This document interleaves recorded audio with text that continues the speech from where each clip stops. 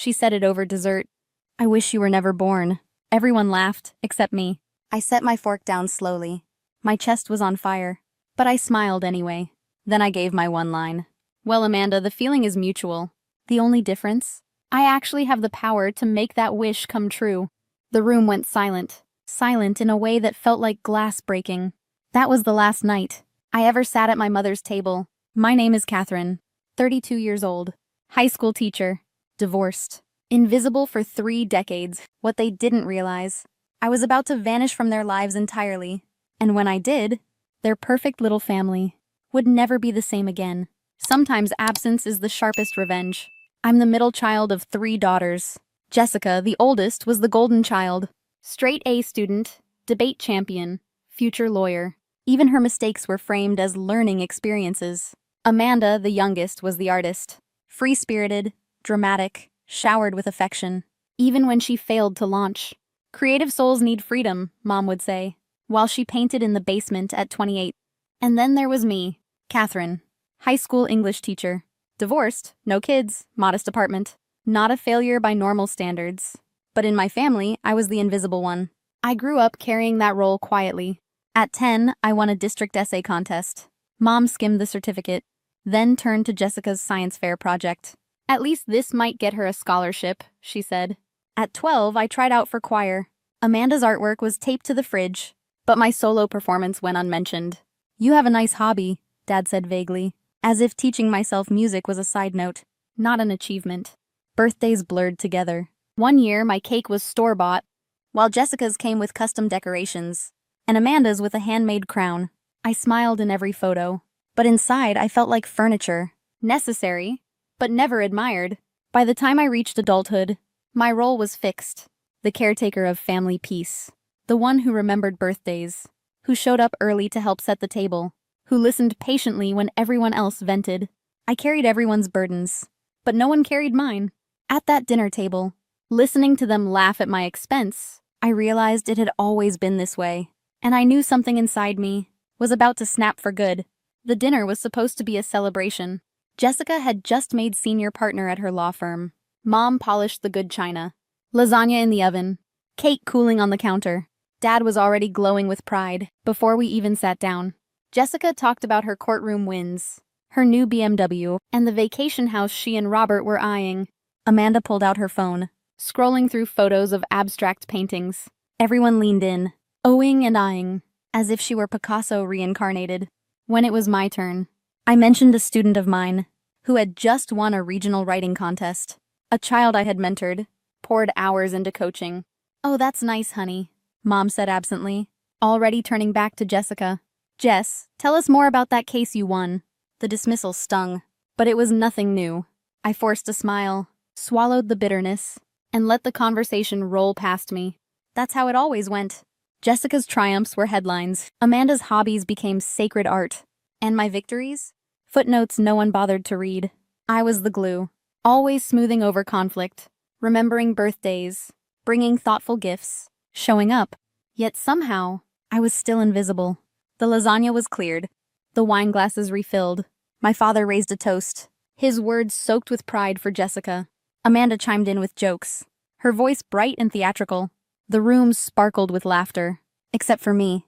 I sat quietly, fork tracing circles on my plate, half there, half gone, wondering why I even came. When dessert arrived, the air grew sweeter and sharper. Mom's chocolate cake, frosted to perfection, was placed before us. For others, a symbol of family love.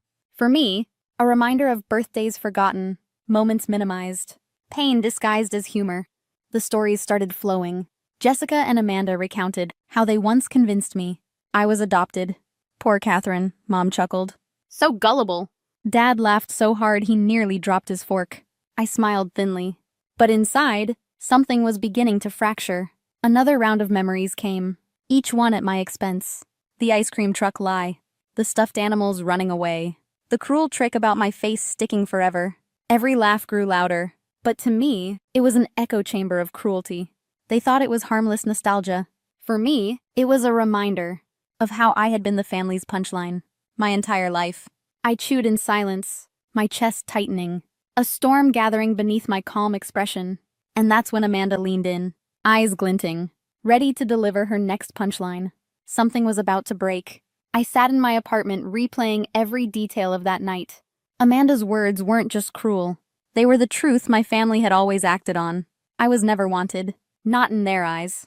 The laughter at dessert wasn't random. It was a pattern that stretched across my childhood. Every prank, every dismissal, every minimized tear.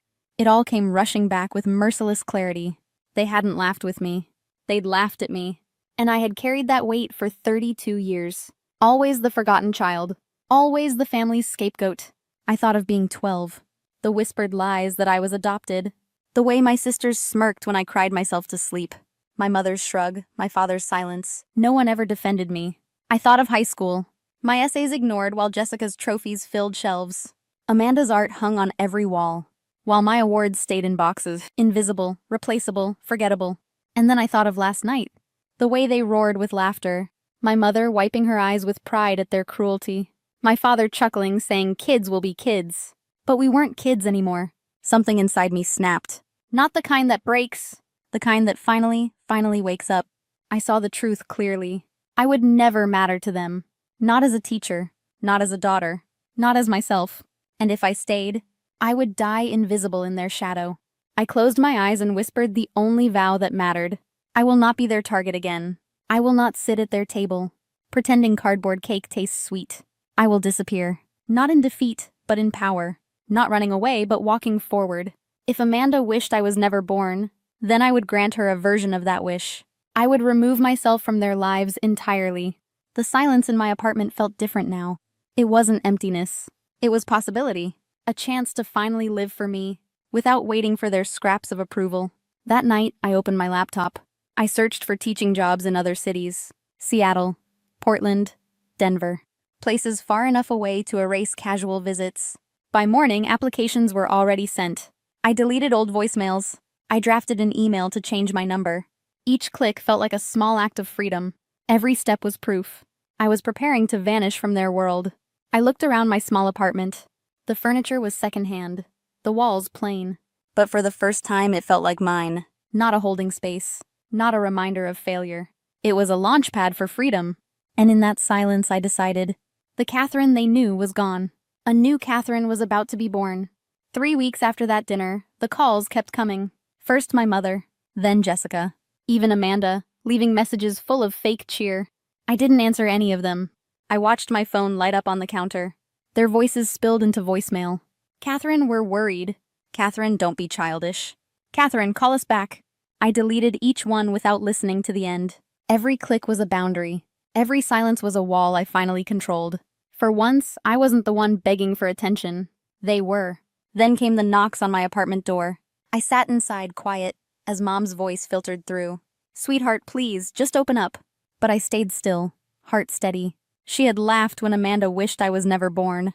Now she was crying in my hallway. Now she wanted access to the daughter she erased. But I had already chosen. I would not be their scapegoat again. The Catherine they remembered was gone. By the 6th week, I was gone too. The movers carried boxes while I stood by the window. Seattle waited for me with open arms. A new school, a new start, a new nameplate on my desk. Principal Reynolds called me a fresh light. Colleagues shook my hand with genuine respect. Students smiled like my presence mattered. It startled me at first. To be valued without conditions. To be seen without comparison. No one in my family knew where I'd gone. I'd changed my number, redirected my mail. Their messages hit dead ends. Their worry turned into desperation. And their desperation turned into silence. For the first time, they felt my absence. No mediator at holiday dinners. No listener for their endless monologues. No Catherine smoothing conflict with quiet patience. The glue had finally gone. I heard about it through whispers. An old neighbor, a cousin's Facebook post, hints that Jessica and Amanda were fighting. Without me, their alliance cracked. Without me, their laughter turned sharp at each other. Vindication didn't come as fireworks. It came as peace. Sitting in my new apartment, books stacked by the window, sunlight pouring in. I smiled as I brewed tea. The same tea I once drank alone in sadness. Now it tasted different. Now it tasted like freedom. Freedom with edges sharp enough to cut ties clean. When my father finally called the school looking for me, the secretary relayed his words. She's our glue. Please tell her we miss her. But I wasn't glue anymore. I was stone. I had built a life they couldn't touch. A life where their laughter no longer echoed. A life where Amanda's wish had backfired. Because she got what she wanted. A world without me. And without me, their world was falling apart. Years passed, and silence became my sanctuary. I built a career that mattered. I built friendships that lifted me. I built a life stitched with choice, not obligation. In Seattle, I wasn't invisible. I wasn't the forgotten middle child. I was Catherine. Teacher, leader, friend, a woman valued for her voice. And that was enough. I met David at a bookstore on a rainy night. He asked about the novel in my hands. We argued playfully about the ending. And somehow that argument turned into love. With him, I was never compared. Never minimized. He saw me fully. He listened when I spoke. He celebrated my small wins like they were mountains. The wedding was small but beautiful. My hiking friends stood by me. His family welcomed me as their own. There were no cruel jokes, only warmth and laughter that healed. Sometimes I thought about my mother's letter, the apologies, the recognition that came too late. I didn't hate her anymore. But I didn't owe her access to my peace. Forgiveness and reconciliation are not the same. When our daughter was born, I named her Hope, because she would never wonder if she belonged. She would never doubt her worth. Her life would start in love, not scarcity. Looking at her, I understood my journey. Amanda's wish had been a curse, but I turned it into a blessing. They lost me, but I found myself. And that was the real victory. So if you've ever been dismissed, minimized, or erased, remember this: you are not invisible. You are not disposable. You are more powerful than their laughter. Sometimes walking away is the loudest answer of all. Before saying goodbye, if this story touched your heart, please give it a like and share it with someone who needs to hear this today. Don't forget to subscribe for more true family betrayal stories. That reminds us we are stronger than we think. They sat me near the buffet. Not at a real table, but one of those makeshift ones with uneven legs and plastic folding chairs wedged between the dessert station and the swinging doors to the kitchen. I didn't ask why. I already knew. It was my father's 70th birthday. The great Dr. Henry Keene, Professor Emeritus of Political Ethics, keynote speaker at every retirement gala north of Boston, and the man who once told me, "You don't build a legacy with screens, you build it with policy." He sat at the head table, now smiling like he'd sculpted perfection from the womb. And in a way, maybe he had. My brother Nolan, the cardiac surgeon from Yale, had just finished a toast that included the phrase generational excellence. My sister Jenna, a tenured professor of constitutional law at Stanford, dabbed her eyes and held her wine like a practiced diplomat. The applause for them was warm, personal. The kind of applause you earn by following all the rules and being exactly what your parents expected. I reached for the salmon on my plate, slicing through it with a plastic knife that bent with each motion. The edges of the buffet tablecloth were starting to curl. That's when Nolan turned toward me, still holding his glass, and grinned. "Still coding in cafes?" he asked, loud enough for the surrounding tables to hear. A few guests chuckled. Before I could reply, Mom leaned over from table 3. Yes, even she had a better seat than I did, and said, "Well, we just hope your piggy bank is full, sweetheart. Retirement sneaks up faster when you're self-employed." Laughter again. Kind but cutting.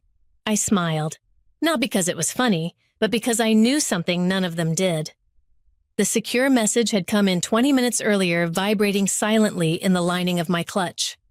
I'd read it between speeches just after the red velvet cake had arrived. The $2, $6 billion deal between my company Cura and Athene Capital had officially closed. Partial equity sold, terms sealed, a black limo was already on its way. I didn't look back at Nolan or my mother. I just glanced down at my phone screen one last time. Final confirmation received. CEO en route. Private jet wheels up in 43 minutes. I tucked the phone away, folded my napkin into my lap, and took a sip of water. No champagne, not yet. My name is Mallory Keene. I'm 35 years old. I dropped out of MIT in my second year.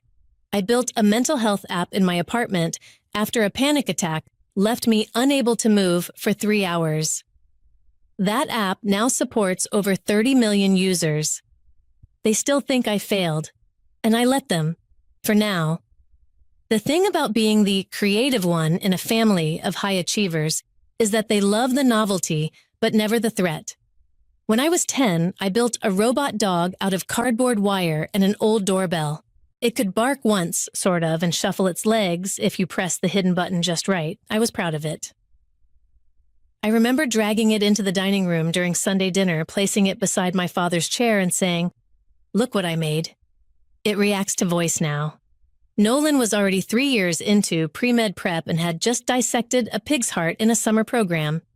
Jenna was rewriting Nancy Drew endings to be more legally plausible. Dad patted me on the head, chuckled and said, "That's adorable, honey," before turning back to Nolan to ask about atrial fibrillation. That moment never really left me. Not because it hurt, at least not in the way pain usually announces itself, but because it confirmed something I had already suspected. I was the charming one, the quirky one, the let's see what she's up to now one. Not the serious one, not the future. My parents weren't cruel. They came to every school play, clapped at the end of every science fair. But their applause always sounded indulgent, as if they were humoring a phase. When I built my first game engine in high school, a text-based adventure with branching logic, they said it was cute. When I told them I wanted to study computer science, they smiled tightly and said, "Just have a backup." At dinner tonight, watching my siblings bask in their curated spotlight, I realized something that should have stung, but somehow didn't. They never saw me because they never had to. I wasn't a disappointment. I was a shadow. Easy to step over, easier to forget. They loved the version of me that didn't make them uncomfortable. I thought stirring ice in my untouched water glass. The version who kept her ambitions quiet. The version who didn't show up with press releases or TED Talks or valuation spreadsheets. The version who never asked for more than a folding chair and a smile. And maybe that's why I'd never told them. About Cura, about the nights I coded through migraines, about the trauma research, about the suicide prevention modules, about the 200-page contract I signed this morning. Because deep down, I knew that silence was the only version of me they ever clapped for. And tonight, I had brought that silence with me one last time, until the limo arrived. At some point between the salmon and the tiramisu, the conversation at my table drifted to me. Not directly, no one dared ask me anything outright, but in the way people talk around you, just loud enough to remind you where you stand. One of my cousins, Taylor, who now worked in investment strategy at a firm his dad probably funded, leaned toward the woman next to him and said, "Didn't Mallory used to have like a startup or something?" He squinted like I was a trivia question. "I think it was for yoga or mental health, or was it dogs?" The woman, maybe a new girlfriend from his revolving door of holiday dates, gave a bright laugh. Wait, didn't she drop out of MIT? My mom, overhearing from the next table, turned just slightly in her seat. She did. But we're very proud of how independent she is. She's always been the type to try new things. We just hope she lands somewhere stable eventually. She said it like a joke. A warm maternal chuckle at the end softened the blow. But the message was clear. I was still trying, still floating, still a question mark. Jenna appeared at my shoulder, then holding a half-empty champagne flute. "Mal," she said, her voice polished as always. "It's good to see you tonight. I know these big events aren't really your scene." I nodded once, setting down my fork. "They're fine." She tilted her head, giving me that lawyerly smile that says everything and nothing. "You've always been creative," she said, drawing out the last word like it had quotation marks around it.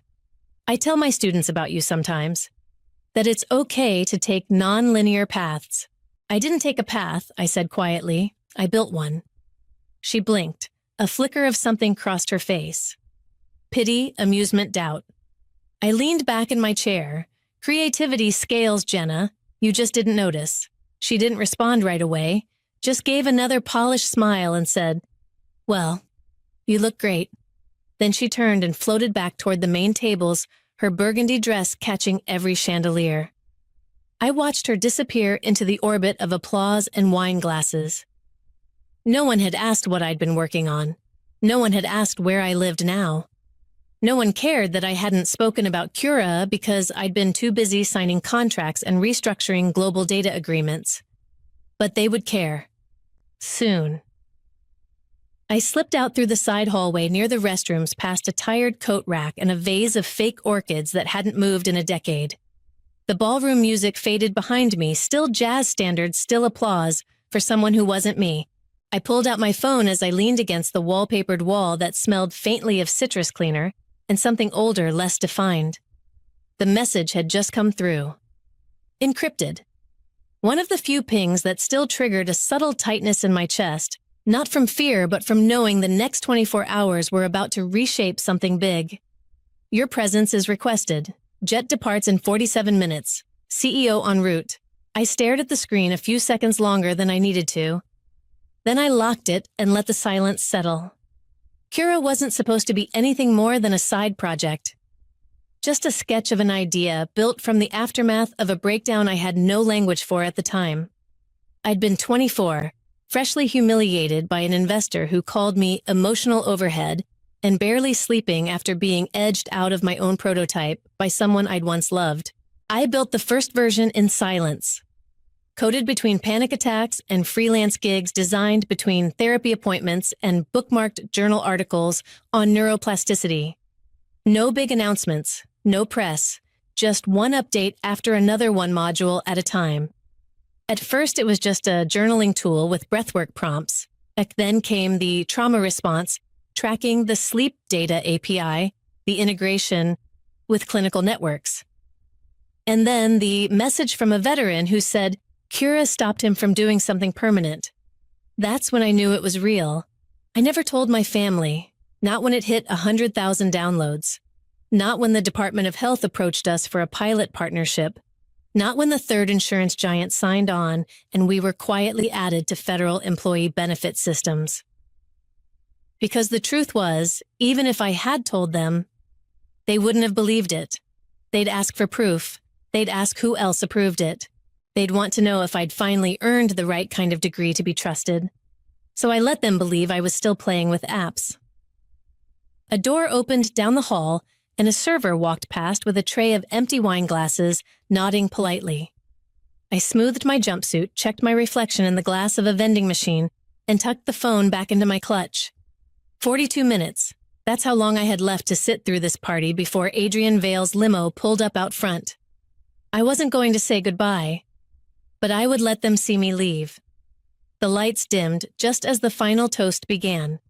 A jazz trio played a gentle rendition of Fly Me to the Moon, and someone at the head table tapped a fork to a glass. My father stood adjusting his tie, his voice warm and steady as he addressed a room still full of admiration for his carefully constructed legacy. And to all three of my children, he said, each remarkable in their own right. Nolan for healing hearts, Jenna for shaping minds, and Mallory. He glanced toward the back where I sat quietly with my hands folded in my lap, for always thinking differently.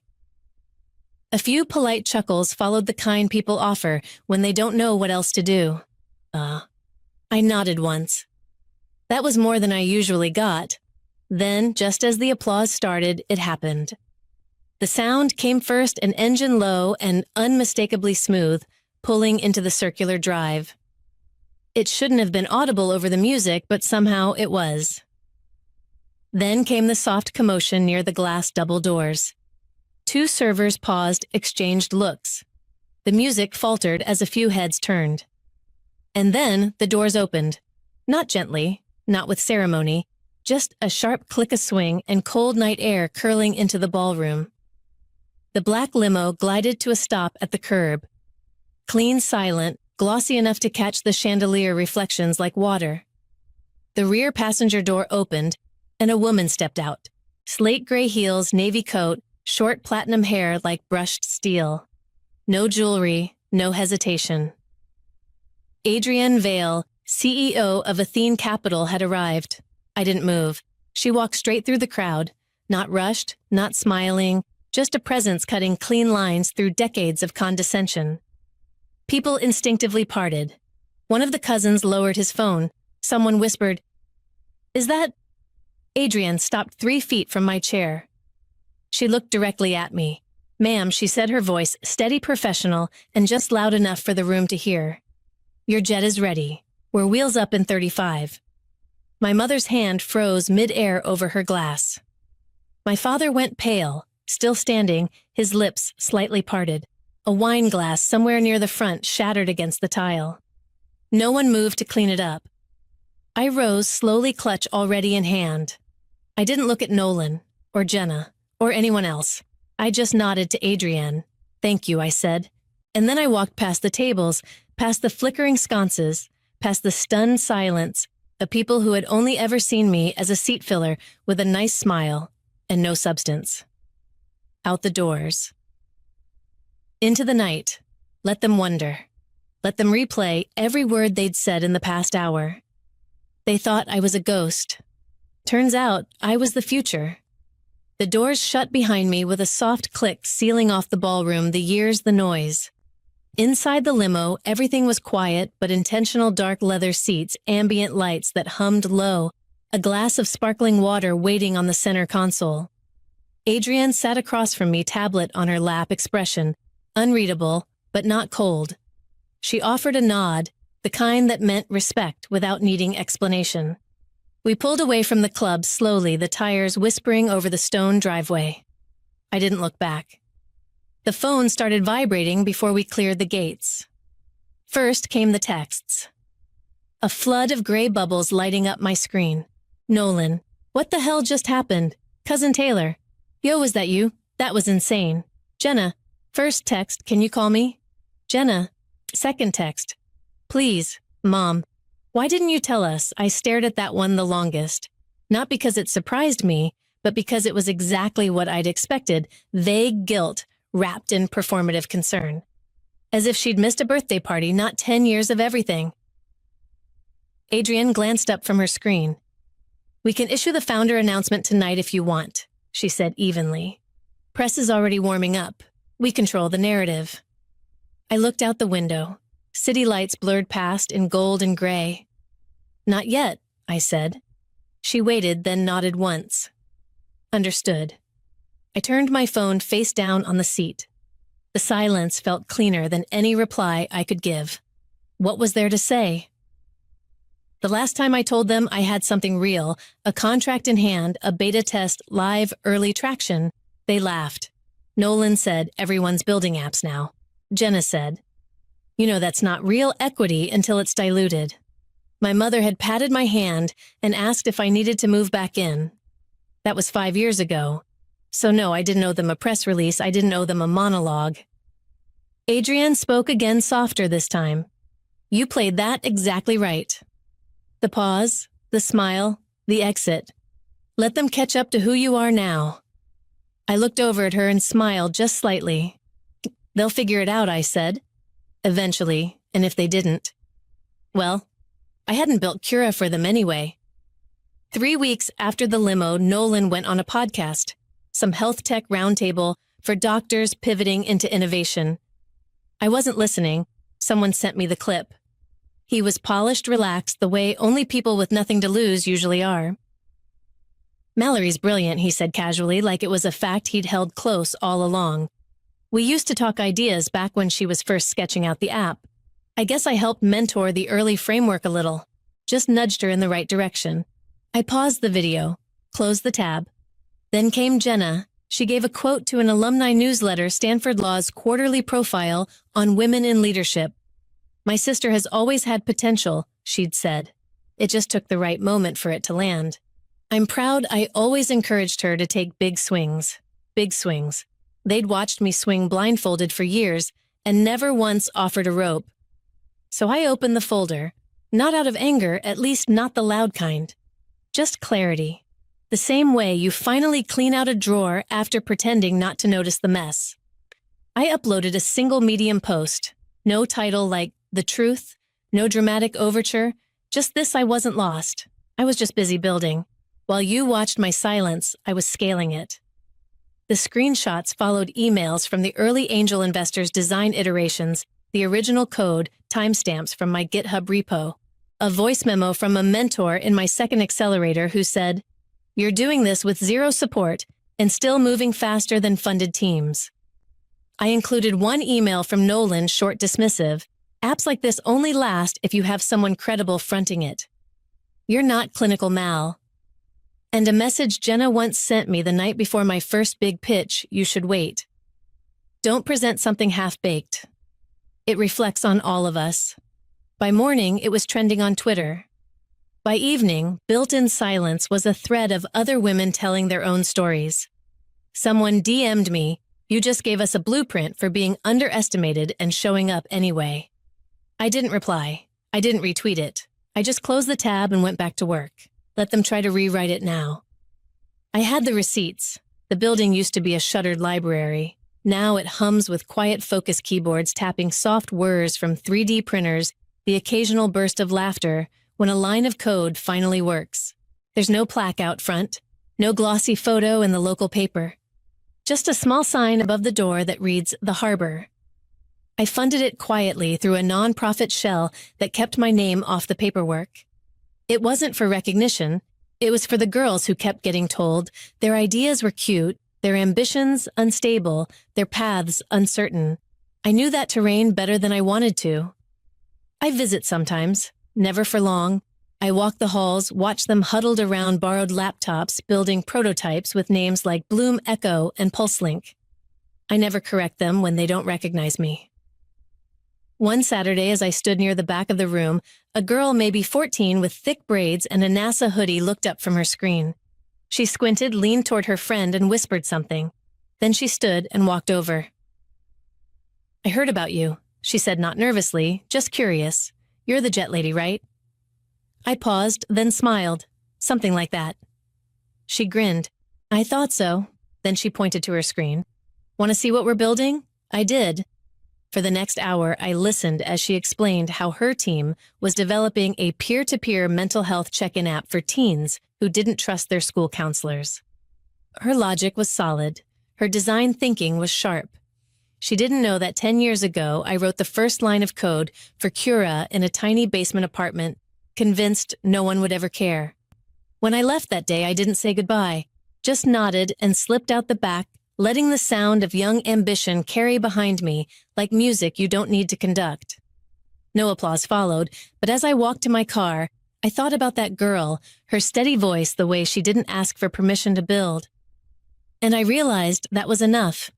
You don't need applause to leave a mark, just the courage to keep showing up. My name is Dr. Elowen Marchand. I'm 36 years old, and at this exact moment, I'm sitting alone in the back row of the ceremonial courtroom inside the John Joseph Moakley Federal Courthouse in Boston. My heels click quietly against the marble. As I take a seat, no one's reserved. That's fine. No one expected me to be here anyway. Up front near the judge's bench, my family is gathered, proudly pressed suits, pearl earrings, straight backs. My younger brother Clayton stands beside our father, about to be sworn into the Massachusetts bar.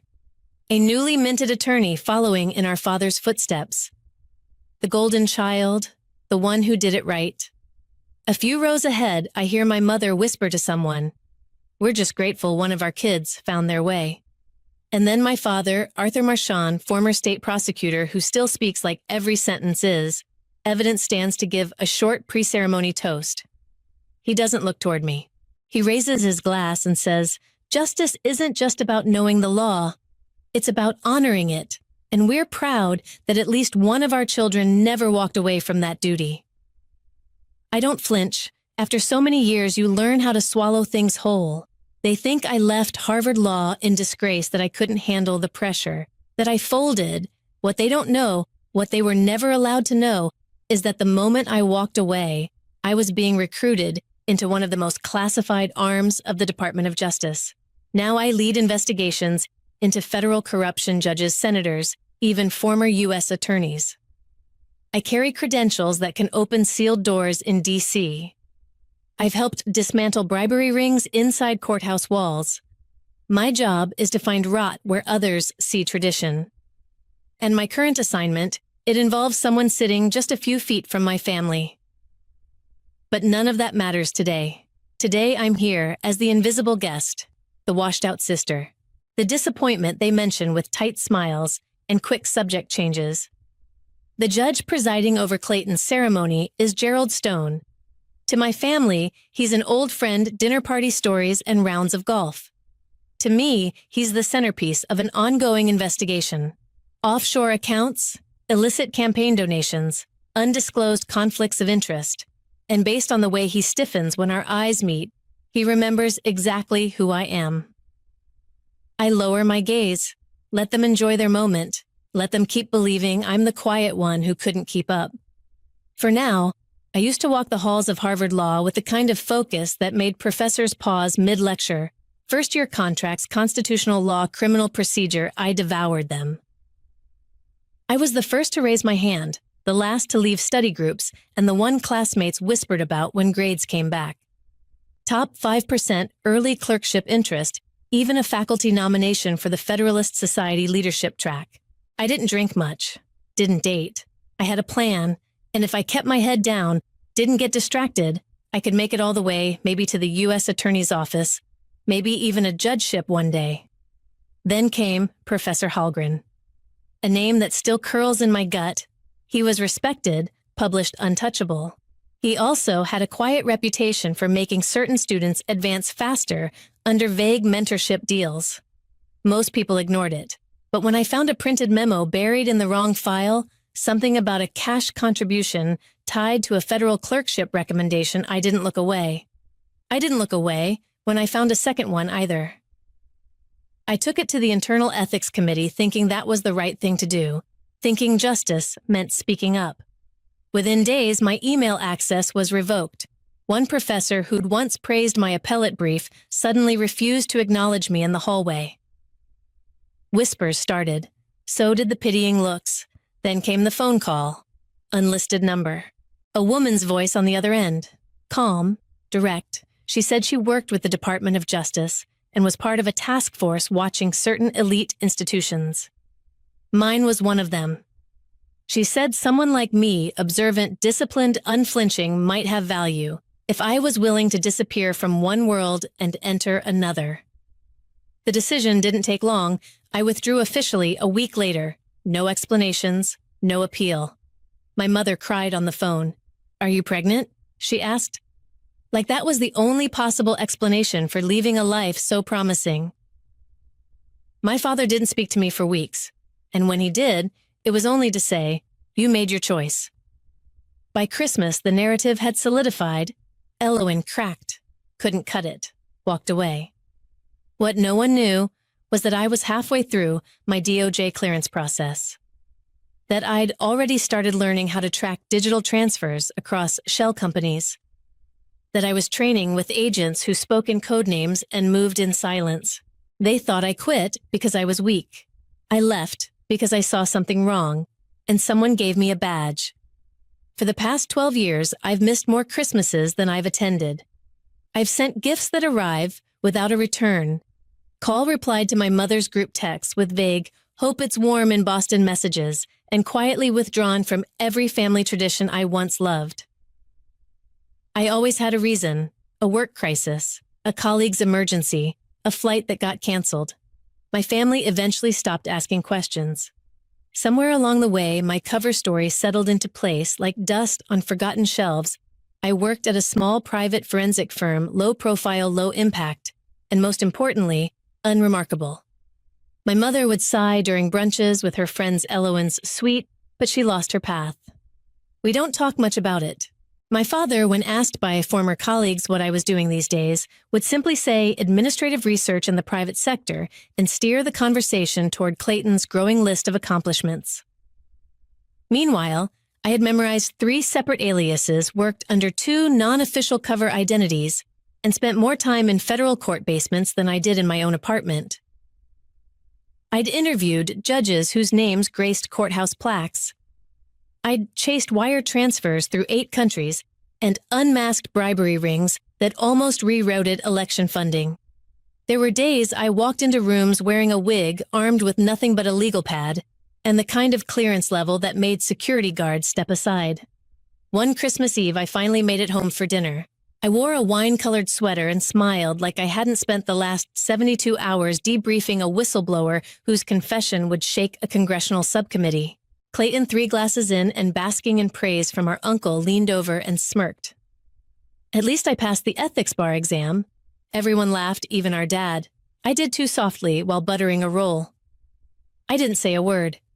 2 days before that dinner, I'd sat behind mirrored glass giving sworn testimony to a closed federal oversight panel on judicial misconduct. The hearing lasted 6 hours. My name will never be in the record. They think I'm quiet because I gave up. But the truth is, I'm quiet because the work I do can't be named. And because sometimes protecting the system means letting the people inside it think you're nothing at all. Judge Gerald Stone used to hand out candy canes to the neighborhood kids at our family's Christmas parties. I remember his booming laugh echoing through our foyer, his hand always resting comfortably on my father's shoulder like they were teammates in a game only they understood. Back then, I thought he looked like someone who belonged on a postage stamp, white hair, commanding voice, a face built for confidence. Now he's the central figure in Operation Foxhole. 3 months ago, our team began pulling threads from a quietly buried audit tied to a lobbying firm in Maryland. The trail led to Stone his wife's name on a Cayman shell company quarterly transfers from anonymous PACs and a real estate holding registered under a consulting firm that doesn't exist. We mapped it. We confirmed it. And 2 weeks ago, I signed the summary for escalation. What I didn't expect was for his name to appear on the ceremonial docket for my brother's swearing in. I'd already RSVP'd no.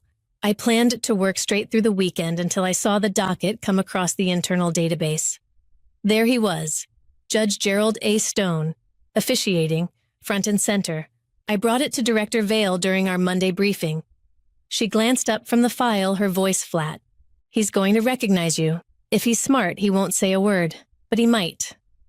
She didn't tell me not to go. She never does. She lets us weigh the operational risk for ourselves.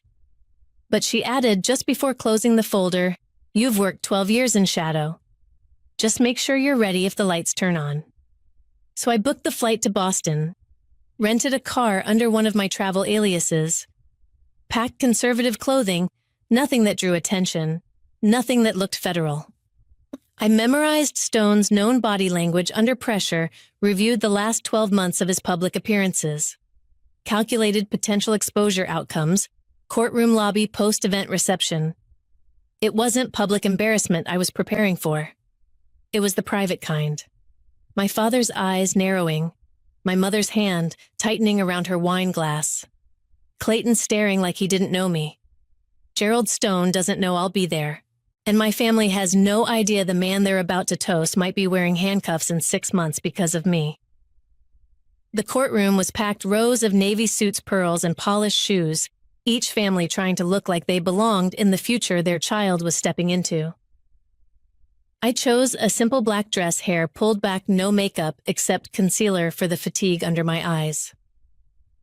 Nothing about me said federal, and that was the point. I kept my eyes low, hands folded not out of shame, but out of discipline. Clayton sat in the front row directly beside our father, who looked like he could barely contain his pride. He kept adjusting his tie and whispering something into Clayton's ear, probably courtroom jokes or advice about owning the moment. My mother wore her best navy suit, pearls gleaming under the lights, posture immaculate. From where I sat, I could see the back of her head tilt slightly every time someone praised Clayton. Then came the sound of shuffling papers, and Judge Gerald Stone stepped to the podium. He looked almost unchanged from the man I remembered as a child, except now I knew what was behind the smile. He began his remarks congratulating the incoming attorneys, emphasizing the sacred weight of legal ethics. I could tell he was on autopilot, the kind of speech a man like him could deliver in his sleep. But then 2 minutes and his gaze drifted past the parents, the graduates, toward the back, toward me. His mouth paused mid-sentence. A flicker of confusion passed through his eyes. Then realization. He hesitated just long enough for me to recognize the shift. I tilted my chin slightly, the smallest nod. No threat, just presence. But instead of regaining composure and moving on, he surprised us both. He cleared his throat, looked out across the courtroom, and said, "Before we proceed, I'd like to take a moment to acknowledge someone present today whose integrity changed the course of my career, though not in the way she may have intended. The room quieted. Dr. Elowen Marchand, Senior Investigator, Department of Justice. The silence was immediate and absolute. Heads turned. My mother's neck stiffened. My father went rigid. Clayton's body leaned ever so slightly forward like he was trying to make sure he'd heard right. Stone continued, his voice level now. Your investigation reminded me of something I'd forgotten: to respect the law. For that, I thank you. My breath didn't catch, but the courtrooms did. It didn't matter that half the people didn't understand what he was talking about. The title alone, Senior Investigator DOJ, said enough. For the first time in my adult life, my family was looking at me not like a problem to be handled, but like a variable they hadn't accounted for. I didn't smile, didn't nod, just sat still, every instinct in me reading the room, cataloging reactions. I had prepared for many things, but I hadn't prepared for being seen. The reception was held in a side room off the main lobby, lined with catered finger food and muted congratulations. The usual buzz of professional chatter and family pride had taken on a strange quiet, like everyone was waiting to see who would speak first. I stood near the back, nursing a ginger ale I hadn't sipped still, wearing the same expressionless calm that had carried me through field interrogations, surveillance ops, and closed-door briefings. But this wasn't federal court protocol. This was family, and no manual covered what to do when your father was staring at you like you'd just stepped out of a classified file. Arthur was the first to break the silence. He turned slowly from the dessert table, his voice low but carrying. DOJ, since when I met his eyes, there was no point in deflecting. Since Harvard, I was approached during the ethics investigation. I didn't drop out. I was recruited. His brow furrowed, jaw tight like he was recalculating years of assumptions. My mother said nothing at first. Her hand trembled as she adjusted her bracelet, her mouth slightly open. Then softly, "We thought you were lost." I said. I was doing what I was trained for, what I was cleared to do. For a few seconds, no one responded. Then Clayton stepped closer, the same law school smugness replaced by something else. Curiosity, maybe even awe. That thing last year with the DA's office, those sealed indictments. That was your team, wasn't it? I didn't answer directly. The prosecutor on that case was flagged by our division 2 years ago. Let's just say you weren't arguing alone. His eyes widened. He leaned back like the room had shifted under his feet. My father exhaled slowly the way he used to before giving a closing argument. So all these years we thought you'd given up, and you were running investigations into federal corruption. That's the job. And the cover story, he asked. Standard protocol, minimal exposure, safer for everyone. My mother's voice cracked slightly. Do you know how many nights I stayed up thinking you didn't know who you were? I knew exactly who I was, I said gently. You just weren't allowed to. No one applauded, no one cried. But for the first time in years, no one looked past me either. And that was more than enough. Later that evening, after the reception had thinned and the polite congratulations had given way to long, stunned silences, I found myself back at my parents' house. The rooms looked smaller than I remembered, furniture familiar but faded walls that hadn't changed, but somehow felt more fragile now that the air between us had shifted. My mother disappeared upstairs for a few minutes without a word. When she returned, her heels silent on the carpet, she carried a cardboard box taped at the edges, yellowed with time. She set it down on the coffee table in front of me and knelt beside it, smoothing her hand across the lid before peeling it open. I kept these, she said quietly. I don't know why, I just couldn't throw them away. Inside was my old Harvard Law ID badge, the edges slightly bent. A worn folder labeled Elowen, commendations still sealed. I opened it to find a few early letters from professors praise I'd never shared notes about potential judicial clerkships I'd never followed through on. And tucked beneath it all, a thin manila envelope. This came last year, my mother added. No return address. We weren't sure what it meant. I took it and carefully slid out the contents, a single-page DOJ certificate, non-specific, intentionally vague. Just a line at the bottom, in recognition of service, in matters of national integrity and judicial security. It wasn't proof in the way they might have once wanted. No job title, no dates, but it was real. And now it was theirs. My father had remained silent, standing near the fireplace, hands clasped behind him. When I looked up, he was staring at the envelope like it was a declassified document he'd waited years to read. "You protected people like me," he finally said. His voice wasn't trembling, but something inside it had softened. "And I failed you. I didn't say anything. I didn't need to." He took a step closer, then another, and extended his hand not as a father, but as a man who understood what it meant to serve something bigger than yourself. "Thank you, Dr. Marchand." I took his hand, and for the first time in a long time, I felt like mine was being seen for what it truly was.